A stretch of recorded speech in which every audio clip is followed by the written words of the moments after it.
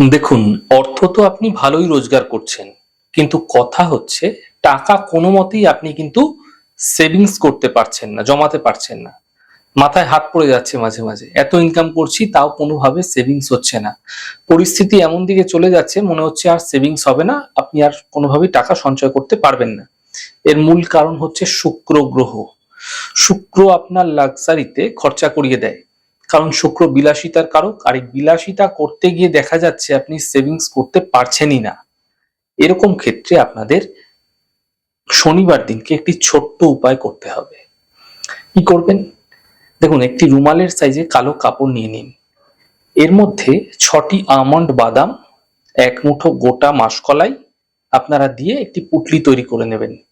এবার এই পুটলিটি আপনি যে ঘরে সর্বদা থাকেন, আপনি সেই গৃহের উত্তর পশ্চিম কোণায়, অর্থাৎ বায়ব্য কোণায় রেখে দিন বা ঝুলিয়ে রাখুন। আপনারা এই পুটলিটি কি করবেন, রাখার পর বেশ কিছুদিন পর থেকেই ফিল করতে পারবেন যে টাকাগুলি আপনাদের ক্ষেত্রে সেভিংস হচ্ছিল না, সেগুলি ধীরে ধীরে সেভিংস হচ্ছে।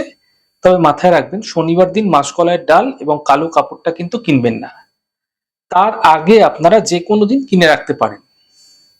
এই উপায়টা করার 3 মাস বাদে আপনারা এই পুটলিটি কি করবেন, জলে দিয়ে দেবেন, আবার নতুন পুটলি তৈরি করে রাখবেন।